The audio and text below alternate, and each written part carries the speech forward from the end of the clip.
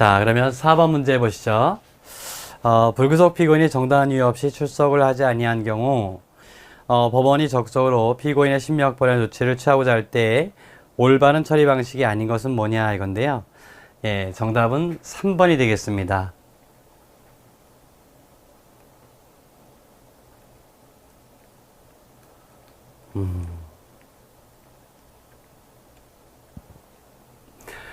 불구속 피고인에 대해서 영장을 발부하면서 지명수배를 의뢰한 사건에서 구속영장 반환을 요구할 경우에 지명수배 해제를 반드시 함께 의뢰할 필요는 없다라고 되어 있는데, 이때는 지명수배 해제를 반드시 함께 의뢰해야 됩니다. 예. 구속영장 반환을 요구한 경우니까요. 이때는 지명수배 해제를 반드시 요구해야 됩니다. 자, 불구속 피고인이 소환을 받고도 출석하지 아니하고 구속 사유가 있다면 구인영장을 발부한다. 그 다음에 불구속 피고인이 소재를 확인할 수 없는 경우에는 곧바로 구인영장을 발부할 수 있고요. 그 다음에 불구속 피고인에 대한 소재 탐지 불능보고서가 접수된 경우에는 발부하는 구속영장의 유효기간은 그 발부일로부터 1년 범위 안에서 상당한 기간으로 정할 수 있다. 그 기간을 연장할 수 있다는 얘기예요.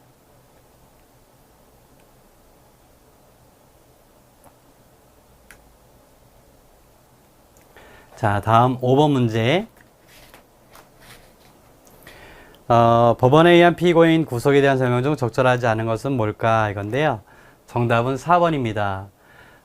국회의원에 대한 불체포 특권이라고 하는 것인데요. 국회의원을 구금하려면 현행 범인인 경우를 제외하고는 언제나 국회의 동의를 얻어야 한다라고 되어 있는데, 이 언제나가 틀린 거예요. 현행 범인인 경우를 제외하고는 회기 중에, 언제나가 아니라 회기 중에 한해서만 국회의 동의를 요하는 거죠. 그래서 회기가 진행되면 국회의 동의를 요하기 때문에 국회의 동의가 쉽게 이루어지지 않고 있거든요. 그래서 이른바 방탄국회다라고 뭐라고 할까, 우리가 비판하고 있는 거죠. 방탄국회다, 이렇게. 자, 1번의 경우에는 주거부정, 경미사건의 경우에 주거부정이고요. 그 다음에 2번 우리가 봤던 거죠. 재구속의 제한 규정은 적용이 없다는 거. 그 다음에 먼저 고지의 조회, 피고인에 대해서 범죄 사실의 요지, 구속의 이유와 변호를 설명할 수 있음을 말하고 변명할 기회를 준 후가 아니면 구속할 수 없다. 요건 잠깐 설명이 필요한데요. 요 조항은요, 요 내용은 피의자 구속에도 그대로 적용이 돼요. 그런데 문제는 피의자 구속할 때는요, 피의자 구속 영장을 집행할 때 이렇게 하는 거예요. 그런데 피고인 구속의 경우에는 영장을 발부할 때 이렇게 하는 겁니다. 그래서 이걸 우리가 사전 청문이라고 해요. 요 조항을.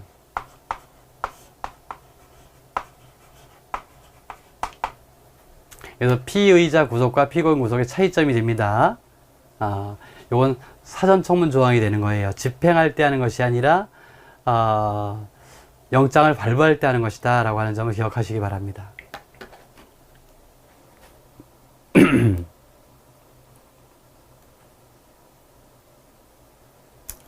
자, 그 다음에 구속영장의 집행이 되겠는데요.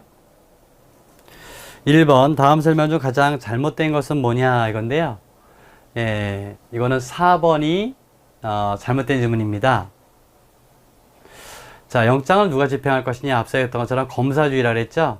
검사의 지휘에 의해서 사법경찰관리가 집행을 합니다. 단, 급속을 요할 경우에는 재판장, 수명업관 또는 수탁판사가 그 집행을 지휘할 수 있고, 이때는 법원 사무관 등에게 그 집행을 명할 수 있습니다.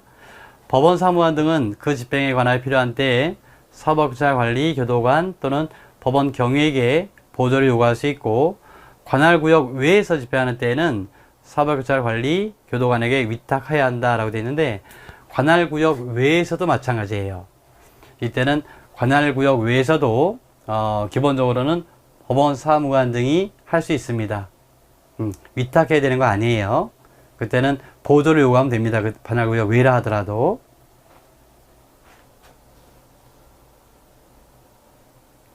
그러니까 이건 우리 시험에서는 잘 기억해 주실 만한 내용이 되겠죠.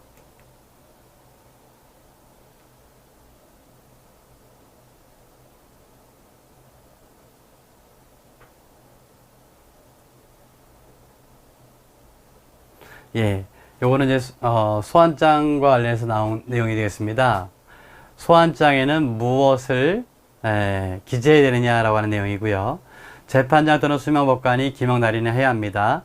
소환장은 송달해야 하고 피고인이 기일에 출석한다는 서면을 제출하거나 차회기를 정하여 출석을 명한 때에는 소환장의 송달과 동일한 효력이 있고 출석을 명할 때에는 그 요지를 조서에 기재해야 한다는 거. 이건 뭐 특별히 어려운 조문이 없겠고요. 영장에는 피고인의 성명이나 주거, 죄명, 공소사실의 요지, 요게 이제 사건 단위가 되느냐 아니면 인 단위가 되느냐, 이 영장의 효력과 관련해서 두 가지 학설 대립이 있는데요. 기본적으로 인 단위라고 한다면 굳이 공소사실의 요지를 기재할 이유가 없죠. 그래서 우리가 사건 단위로 보는 이유가 바로 여기에 있다, 이렇게 보시면 됩니다. 그리고 그 유효기간이 경과하게 되면 집행에 착수하지 못하며 영장을 반환해야 할 취지를 기재하고 재판장 또는 수명법관이 서명 날인해야 합니다. 피고인의 성명이 분명하지 아니한 때는 인상, 체결 기타 피고인을 특정할 수 있는 사항으로 피고인을 표시할 수 있고, 피고인의 주거가 분명하지 않을 때는 그 주거의 기재를 생략할 수 있다. 쭉 읽어보시면 됩니다. 구금된 피고인에 대해서는 교도관에게 통지하여 소환하고, 피고인이 교도관으로부터 소환 통지를 받은 때에는 소환장의 송달과 동일한 효력이 있다는 거. 네. 특히 요 4번 질문 기억하시라 그랬어요. 자, 다음 문제. 가장 잘못된 것은 뭘까? 이건데요. 네, 정답은 4번이 됩니다. 구인한 피고인을 법원에 인치한 경우에 구금할 필요가 없다고 인정할 때에는 인치한 때로부터 24시간 이내에 석방해야 합니다. 법원은 인치받은 피고인을 유치할 필요가 있을 때 교도소, 구치소 또는 경찰서 유치장에 유치할 수 있는데, 이때 역시 유치기간은 48시간이 아니라 24시간이 되겠습니다.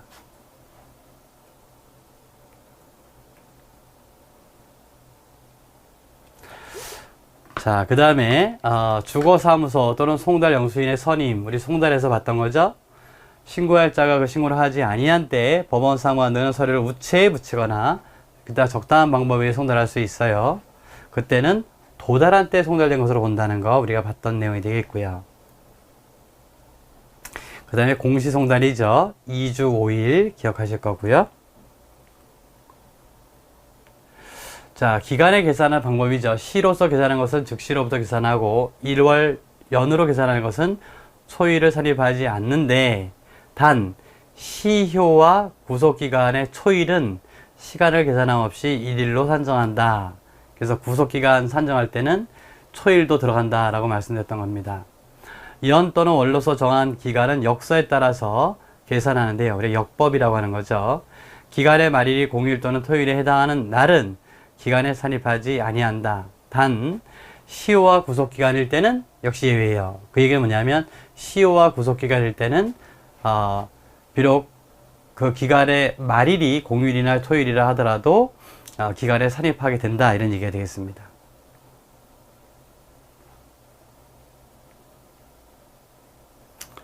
자, 그 다음에 피고인 구속기간입니다. 다음 설명 중 가장 옳은 것은 뭘까? 이건데요. 자, 정답은 3번이 옳은 질문이에요. 법원이 법률에 대해서 위헌 법률 심판을 제청한 때 헌법재판소에 위헌 법률 심판을 제청했겠죠. 위헌 여부의 결정이 있을 때까지 당해 사건의 재판이 정지되고, 왜 정지되냐면, 위헌 법률 심판을 제청했다는 이유는 당해 법률의 위헌 여부에 따라서 다른 내용의 재판을 하기 때문에, 위헌 여부가 내릴 때까지는, 위헌 여부에 대한 판단이 내릴 때까지 당해 재판을 정지시켜야 되는 거죠, 원칙적으로. 그리고 그 정지기간은 구속기간에 산입하지 않는다. 예, 바로 요 때문에, 이 부분 때문에 우리 시험에 나온 거죠. 구속기간에 산입하지는 않는다. 이게 맞는 질문이 됩니다. 자, 기소된 사건 재판이 진행 중 추가 기소된 사건이 병합되었고, 제2사건에 관하여 검사와 피고인 모두 진술까지 행해졌다면, 그 직후 제1사건 구속기간이 곧 만료될 경우 법정 외에서 별도의 청문 절차 없이 제2사건 범죄 사실에 관하여 적법하게 구속영장을 발부할 수 있다라고 되어 있는데, 이건 그렇지 않고요. 예, 이건 역시 마찬가지로 두 번째 사건의 경우에 별도의 청문 절차, 그래서 사전 청문이라 그랬죠 제가. 예, 그래서 요거는 반드시 해줘야 됩니다. 예, 비록 제1사건의 그 추가 개선 사건이라 하더라도 요 청문 절차는 진행해 줘야 됩니다. 그리고 피고인에 대한 구속기간은 2월인데요. 원칙적으로 공소 제기 전에 체포, 구속, 구금된 기간은 포함하지 않는 거죠. 산입된다라고 했으니까 틀린 거고, 대법원의 파기환송 판결에 의하여 사건을 환송받은 항소심은 환송 전 항소심의 구속기간을 갱신하고 남은 차수에 한해서만 갱신할 수 있다. 요거는 다시 항소심을 다시 시작하는 것이거든요. 그래서 남은 차수가 아니라 다시 2회 연장할 수 있는 거예요. 그래서 요것도 여러분들 기억해 두셔야 되겠습니다. 이게 그럴듯해 보이거든요. 자, 1번이 굉장히 중요한 건데, 1번 해설을 여러분 꼭 보시기 바랍니다. 법원이 사전에 구속에 따른 절차를 거치지 아니한 채 피고인에 대해서 구속영장을 발부한 경우 발부 결정이 위협한가? 그랬더니 그렇다는 거죠. 제1심 법원은 제2차 구속영장을 발부하기 전에 72조, 즉 앞서 했던 구속 이유의 고지예요. 절차를 따로 거치지 아니하였는데 그 전 공판 기일에서 검사가 모두 진술에 의하여 공소사실 등을 낭독하고 피고인과 변호인이 모두 진술에 의하여 공소사실 영유부 및 이익이 되는 사실 등을 진술하였다는 점만으로는 미 규정에 정한 절차적 권리가 실질적으로 보장되었다고 보기는 어렵다 해서 그 절차를 반드시 지켜라 라고 하는 것입니다.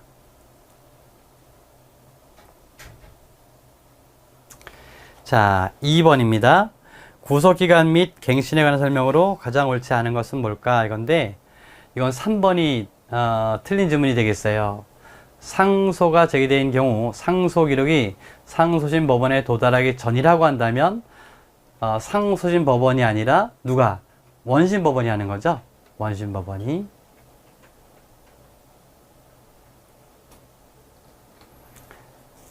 예, 공소 제기 전에 체포 구금된 기간은 산입하지 않는 거고,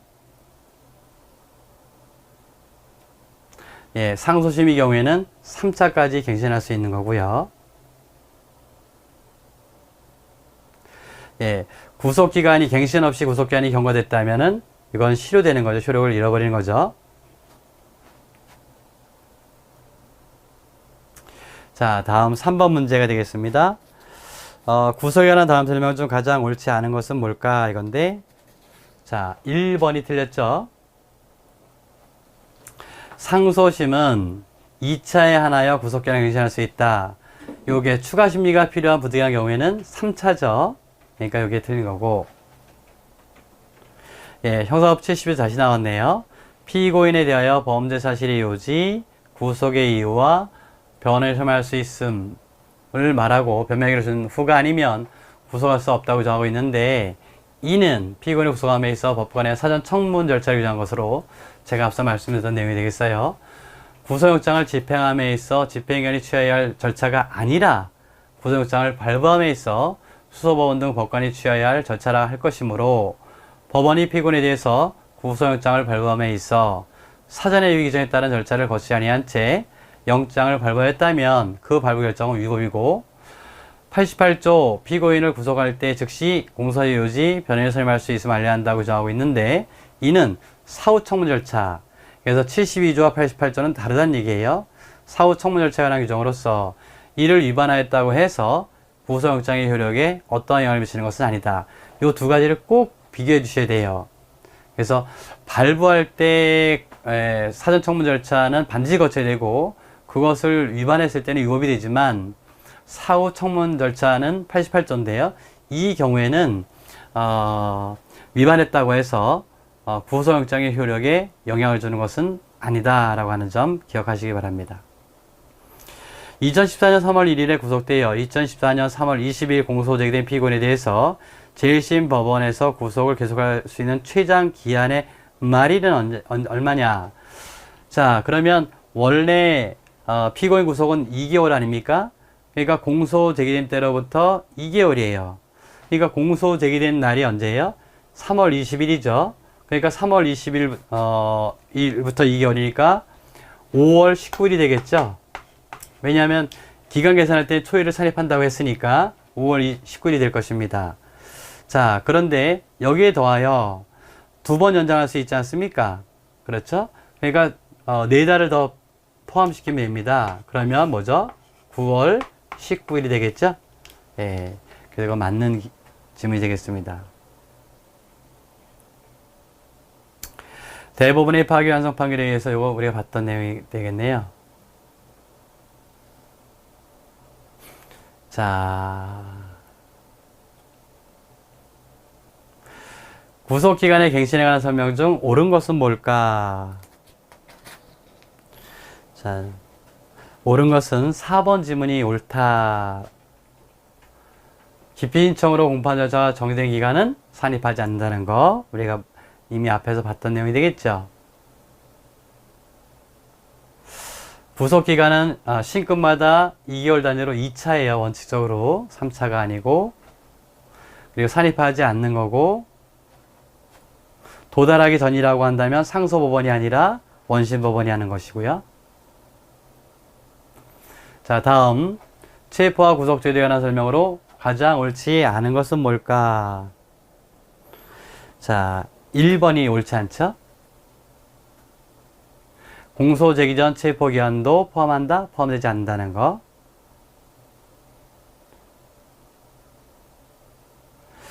예. 이건 긴급체포에 대한 규제 제도예요. 긴급체포되었지만 영장을 청구하지 않고 석방시켰어요. 그럴 땐 영장 없이는 동일한 범죄 사실에 관련 사실로는 체포하지 못합니다. 이건 실효제도, 영장의 실효제도.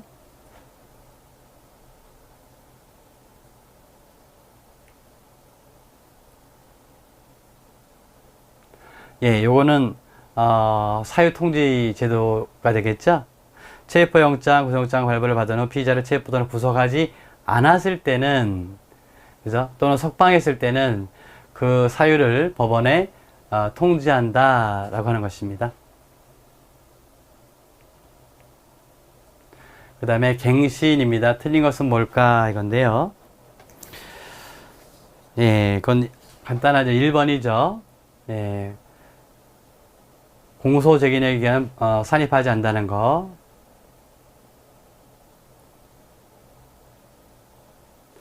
3번 파기 이송 또는 파기 환송의 경우 기록이 이송 법원이나 환송 법원에 도달하기까지는 이송이나 환송한 법원이 구속기한 갱신 결정한다는 거. 상소가 제기되어 상소 기록이 상소심 법원에 도달하기까지는 원심 법원이 한다는 거. 요건 같은 맥락이니까 이해하시기 쉽죠.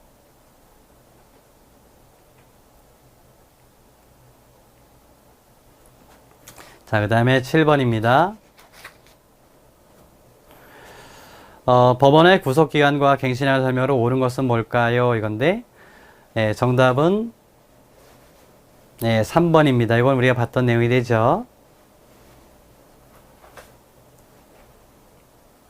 예, 기피 신청, 이때는 산입하지 않는다는 거죠.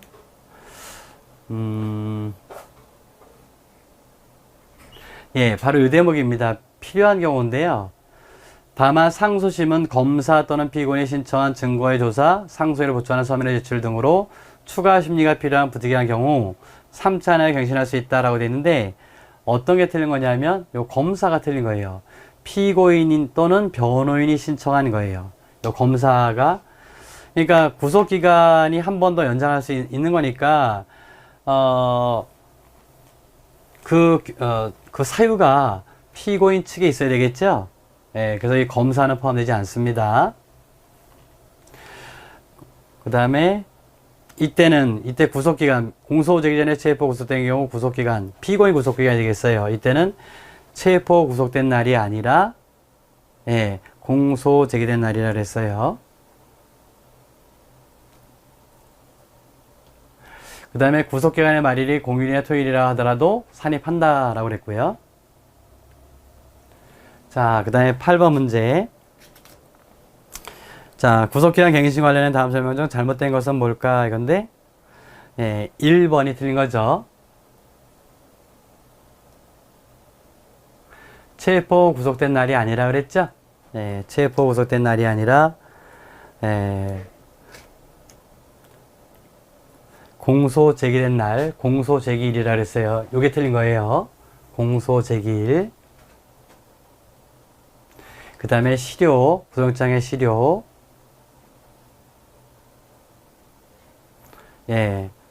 상소본에 도달하기 전까지는 원소본이 한다는 거. 요 대행갱신, 이게 어떤 문제냐면요. 상소심의 대행갱신인지 여부는 갱신기산일을 기준으로 하여 판단하여야 하므로 결정일자가 판결 전이라도 갱신기산일이 판결 후라면 상소심의 대행갱신이라 보아야 한다. 이게 어떤 얘기냐면요. 이런 얘기입니다. 자, 1심에서 이렇게 한번 생각해 볼까요? 여기가 2달이고 2달인데 네, 이때 이 부분에서 판결이 선고되는 겁니다. 자, 그런데요. 만약에 요 기간이 얼마 안 남았어요. 이게 하루가 1일이 남았다. 그런데 이게 언제 판결 선고될지 확실하지 않으니까 요때 다시 구속기간 갱신을 시작한 겁니다. 자, 그러면 이 갱신 기간이라고 하는 것은 언제부터 진행되는 거죠? 갱신이 신청됐다고 하지만 갱신 결정이 났다. 갱신 결정이 나고 그 다음 날부터 계산하는 것이 아니라 이때부터 갱신이 효력을 발생하는 거죠.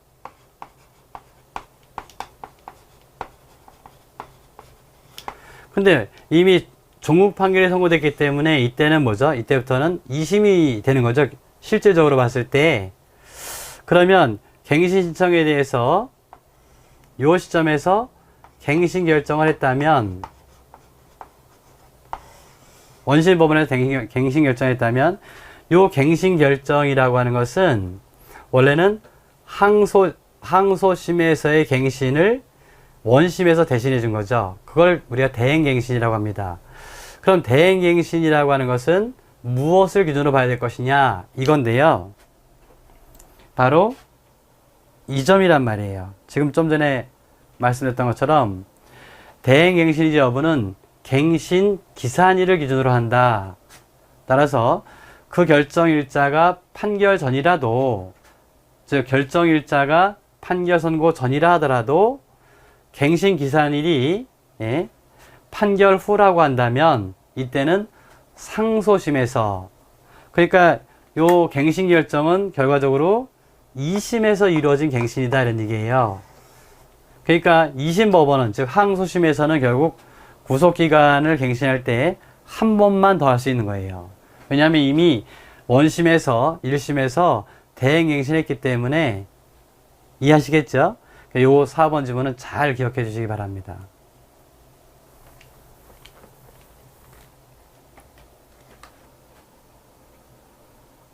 그래서 다시 한번 말씀드리면은 그 대행갱신인가의 여부는 이게 항소심에서의 갱신이냐 원심에서의 갱신이냐 이거거든요. 결과적으로는 이때는 갱신 기산일을 기준으로 판단한다, 이겁니다. 그래서 갱신 기산일이 판결 선고 후라고 한다면 이건 대행갱신이라는 거죠.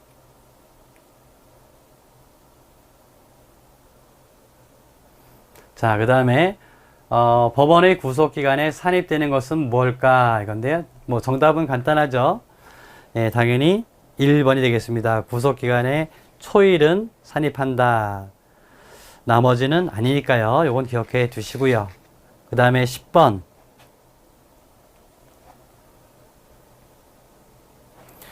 법원의 구속기간과 갱신의 설명으로 틀린 것은 뭐냐, 이건데 예. 1번이 틀린 거죠. 예. 구금일로부터가 아니라, 이때가 아니라 뭐죠? 공소제기일로부터다 라고 하는 거. 원심에서 구속기간을 1차 갱신하고 판결 선고 후 대행갱신한 경우 상소심은 나머지 1차 밖에 갱신할 수 없다. 그거죠. 물론 부득이한 경우 2차라고 되어 있는데 이 부득이한 경우는 피고인 등이 제출한 증거를 심리하기 위해서 그죠? 부득이하게 심리기간을 연장할 수밖에 없다. 이런 경우에는 3차 할 수 있지 않습니까? 예, 그때는 2차 밖에 갱신할 수 없다. 이런 얘기가 되겠습니다. 그 다음에 감정유치. 감정유치 기간은 구속일수에서 제외되고 또 공판절차가 정지된 경우에도 구속기간 산입하지 않는다는 거. 자, 그 다음에 11번 문제. 피고인 구속에 대한 설명으로 옳지 않은 것은 뭘까?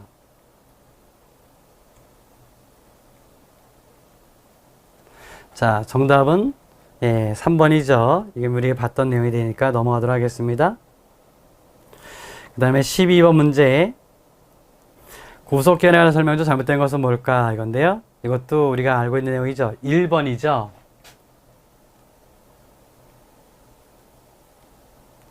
예, 이때는 피고인은 맞지만 요 검사가 신청한 증거 이건 아닙니다.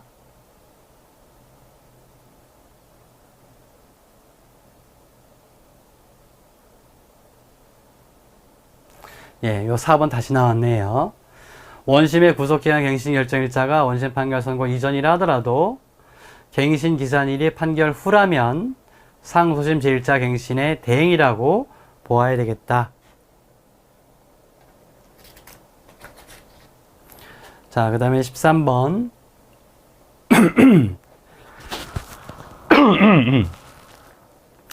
다음 중 옳지 않은 것은 뭘까요? 이건데, 예, 역시 마찬가지로 4번이죠. 역시 뭐가 틀렸습니까? 요 검사, 요게 틀린 거고요. 그 다음에 1번은 유치기간이죠. 24시간 초과할 수 없다는 거. 그 다음에 2번도 소환장의 송달인데요. 피고인이 기일에 출석한다는 서면을 제출하거나 출석한 피고인에 대하여 차회 기일을 정하여 출석을 명한 때 그때는 소환장의 송달과 동일한 효력이 있다는 거 기억해 주시고, 그 다음에 3번도 우리가 앞서 봤던 지문이 되겠습니다. 자, 그 다음에 14번. 다음 설명 중 옳지 않은 것은 뭘까요? 이건데, 예, 이건 3번이 되죠, 역시. 역시 계속 그 질문이 나옵니다. 상소심은 피고인 또는 변호인이 신청한 증거조사, 상소유를 보충하는 서면의 제출 등이 없더라도 라고 되는데, 그게 있는 경우죠. 이게 틀린 것이 되겠습니다.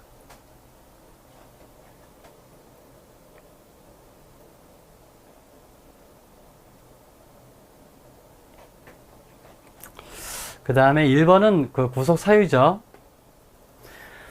범죄 혐의가 있고, 그 다음에 주거가 없는 때, 증거인멸의 우려가 있는 때, 도망이나 도망의 우려가 있을 때, 어느 하나 사유가 있는 경우 구속할 수가 있고, 이 경우 법원은 구속 사유를 심사함에 있어서, 중대성, 위험성, 그 다음에 위의 우려 등을 고려해야 한다는 거, 고려사항입니다. 요거는 여러분들 기억하셔야 돼요. 구별해 주셔야 됩니다. 범죄의 중대성, 재범의 위험성, 피해자 및 중개 참고인에 대한 위의 우려는 이건 구속 사유가 아니에요. 이건 구속 사유하고는 다른 거예요. 이것이 앞에 나오는 것이 즉 도망이나 증거인멸의 우려, 그 다음에 주거 부정, 이거는 구속 사유가 되는 것이고 이거는 고려 사항이 됩니다. 그래서 조금 엄격하게 시험 문제를 낸다면 다음 중 구속 사유가 아닌 것은 하면서 이걸 집어넣기도 해요. 그러니까 그런 것들을 여러분들이 구별해서 답을 찾아내셔야 되겠습니다.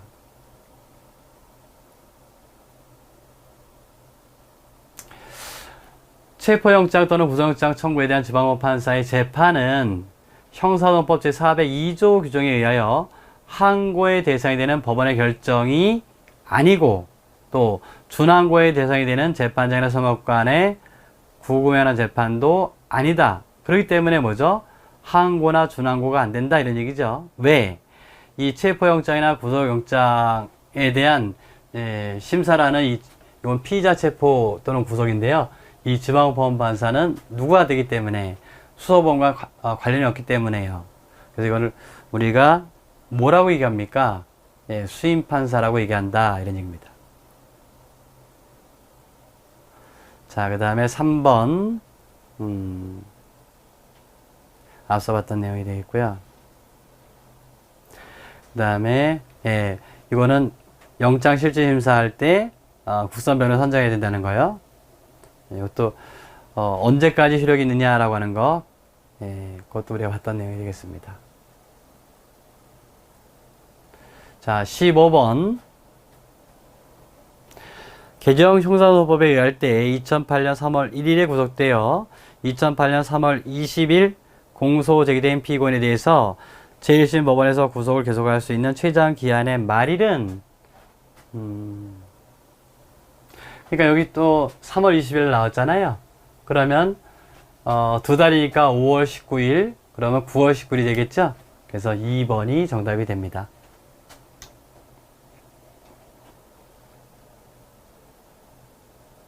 이것도 같은 문제네요. 자, 그 다음에 체포구속 적부심사 제도로 오셔서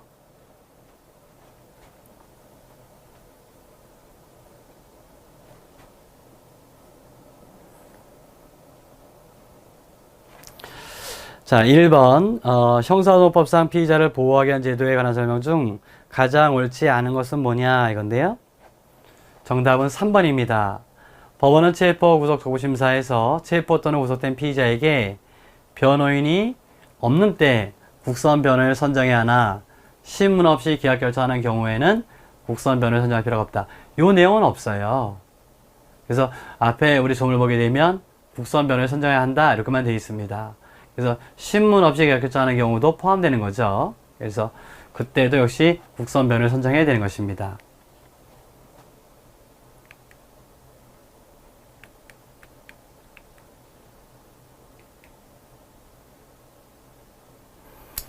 자, 체포구속 적부심사에 관한 법원의 결정에 대해서는 기각 결정과 석방 결정을 불문하고 항고가 허용되지 않는다.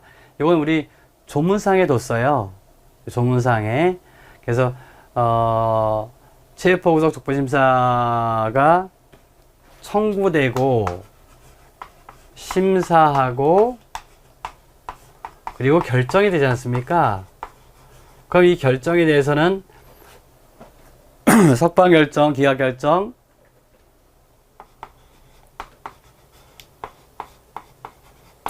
그 다음에 보증금 납입 조건부,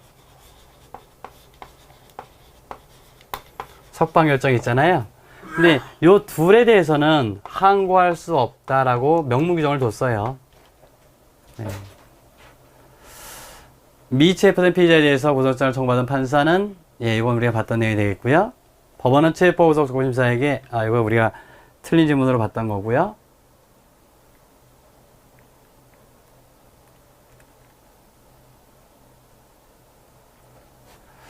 체포구속 적부심사의 신문기일에 출석한 검사, 변호인, 청구인은 피의자를 직접 신문할 수 없고 법원의 신문이 끝난 후 의견을 진술할 수 있다. 그래서 제가 여기 신문기일이라고 되어 있잖아요. 마찬가지로 그 내용이 되겠습니다. 그래서 법원의 신문이 끝난 후에 의견을 진술할 수 있다.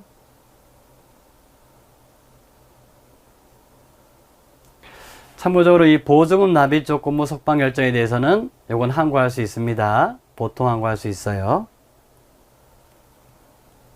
자, 2번. 자, 체포와 구속의 적부심사에 대한 설명 중 가장 옳지 않은 것은 이건데요. 이거는 1번이 틀렸죠. 체포 또는 구속된 피의자의 단순한 동거인이나 고용주는 적부심사를 청구할 수 없다. 가장 범위가 넓은 게, 청구인의 범위가 넓은 게 체포, 구속, 적부심사의 청구인과 그 다음에 누구예요? 보석 청구인이에요. 그때는 동거인이나 고용주도 포함됩니다. 그래서 없다, 이게 틀린 거고요.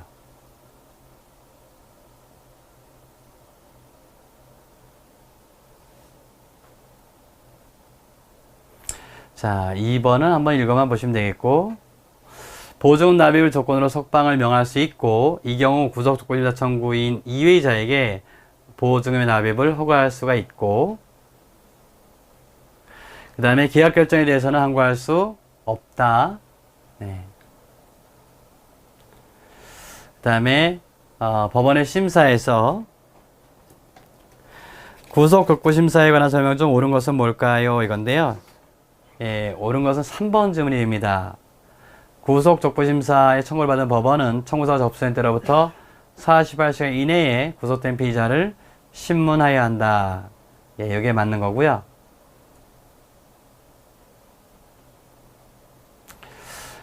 그 다음에 1번은 구속영장을 발부한 법관은 원칙적으로 뭐죠?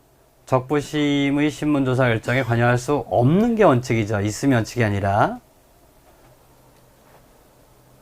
그 다음에 구속부심사 기간은 구속견에 선입하지 않고요.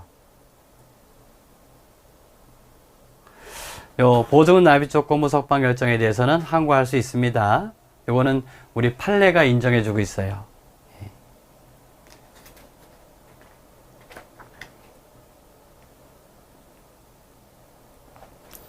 자, 그 다음에 2번 문제. 요거는 넘어가도록 하겠습니다. 똑같은 문제니까. 그 다음에 3번 문제. 체포와 구속의 적부심사에 관한 설명 중 가장 옳지 않은 것은 뭘까? 이건데요. 예, 역시 이것도 문제 안 되겠죠. 3번이 틀렸죠. 원래 법관은 관여할 수가 없으면 원칙이라고 했었어요. 체포나 구속영장을 발부한 법관은 관여할 수 있으면 원칙이다? 아니다. 라고 하는 거죠.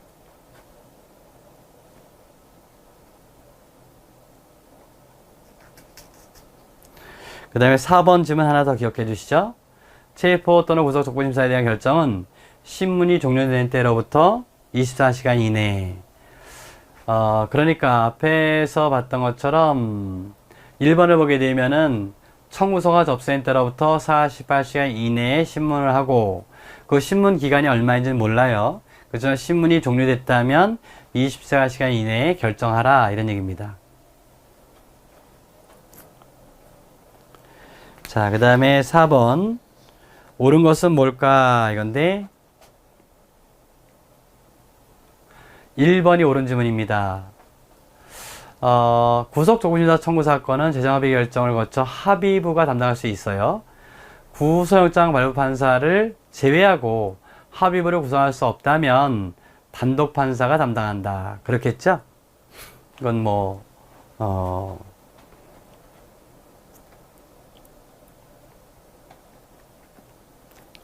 자, 그 다음에 2번. 예, 이거 성명 모용 수정이 되겠습니다. 피의자가 타인의 성명을 모용함으로써 피의자가 갑이고 타인을 을이라고 한다면 갑이 을의 이름을 모용한 거죠. 그 타인의 이름으로 공소가 제기됐다면, 그러니까 타인이 누구예요? 을이죠. 공소 제기의 효력은 모용자와 피모용자, 모용자는 갑일 거고 피모용자가 을이죠. 모두에게 미친다라고 되어 있는데, 이런 경우 우리가 주관식 공부할 때 말씀드렸습니다만 실질적 표시설에 의해서 검사가 이 경우에 누구를 픽으로 하고 싶었겠느냐라고 하는 검사의 의사를 기준으로 봅니다. 그러니까 이때는 누가 되겠어요? 갑을 피고인으로 보는 거죠. 을은 피고인이 될 수가 없는 거죠. 그 다음에 피의자가 다른 사람의 성명을 모용한 탓으로 공소장에 피모용자가 피고인으로 표시되었다면 이는 당사자의 표시상의 착오로 맞아요. 검사는 공소장 변경의 절차, 공소장 변경 절차가 아니라 이게 뭐죠? 공소장 정정을 하면 됩니다. 공소장 변경은 법원의 허가를 요하지만 공소장 정정은 법원의 허가를 요하지 않아요. 공소장에는 공소기 당시 피고인이 구속되어 있거나 체포 또는 구속된 후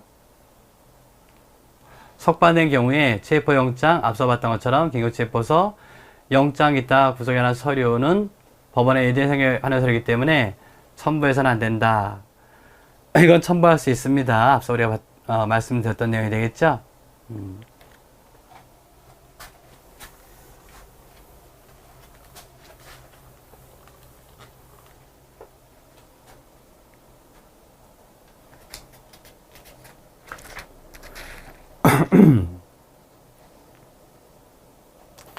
그 다음에 심사법원에서 1번 문제 보도록 하겠습니다. 다음 중 가장 틀린 것은 뭐냐 이건데, 4번 지문이 틀린 지문이 되죠. 역시 누가 심사할 법원이냐 이건데, 원래는 영장을 발부함업과는 관여하지 못하는 것이 원칙이에요. 그렇지만 체포영장이나 구속영장을 발부한 법관 외에 신문조사 결정할 판사가 없다면 그때는 어쩔 수가 없는 거죠. 마찬가지다라고 되어 있는데 이 지문이 틀린 거죠. 확인해 볼까요? 여기 안 나왔네요. 이때는 그 판사가 관여할 수밖에 없습니다. 여러분들 조문만 확인해 주세요.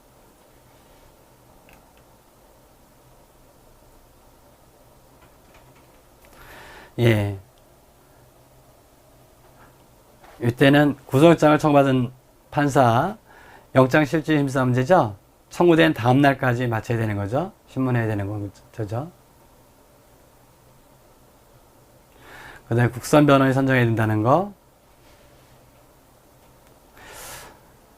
요 내용이 새로 추가된 거예요. 체포 구속 족구심사 청구 후에 피의자에 대해서 공소 제기가 있을 때, 그럼 피의자가 공소 제기됐으니까 누가 되는 거죠? 피고인이 되는 거 아닙니까? 이런 걸 우리가 뭐라고 하느냐 하면은 요거를 전격 기소라고 그래요.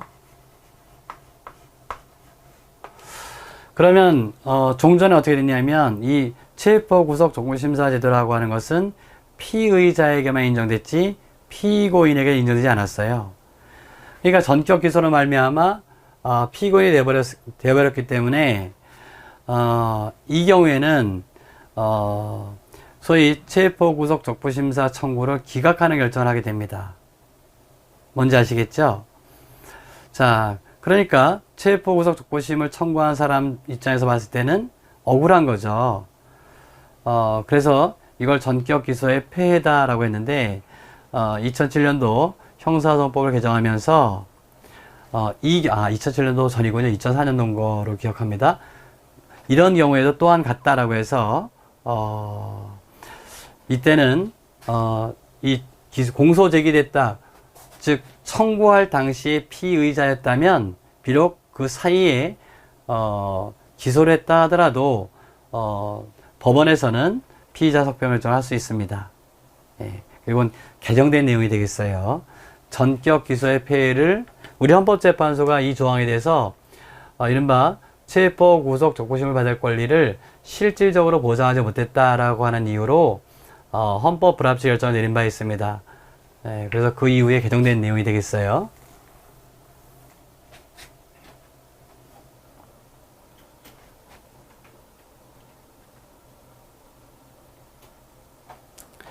자, 그 다음에 법원의 심사가 되겠습니다.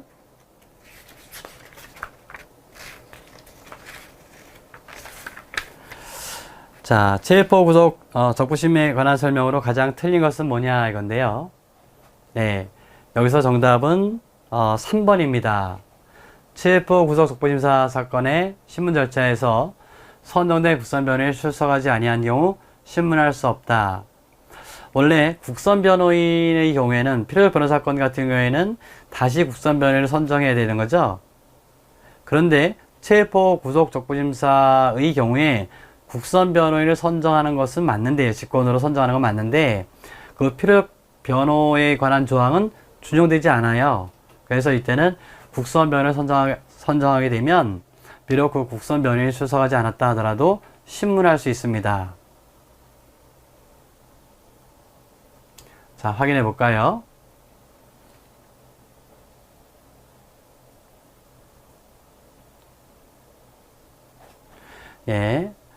피의자만 출석하면 바로 신문을 게시할 수 있으며 검사, 변호인, 청구인의 출석이 필요한 것도 아니다.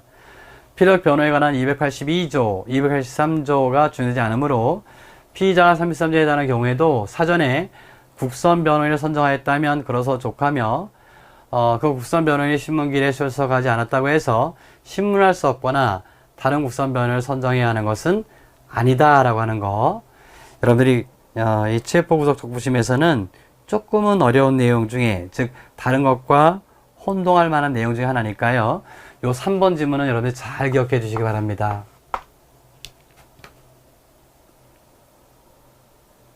앞서 얘기했던 것처럼 동거인과 고용주도 청구할 수 있고요. 원칙으로 관여하지 못하는 것이고, 보조금 납입 조건부 피의자 석방 결정에 대해서는 항고할 수 있다는 거. 이때 이 항고는 보통 항고가 됩니다.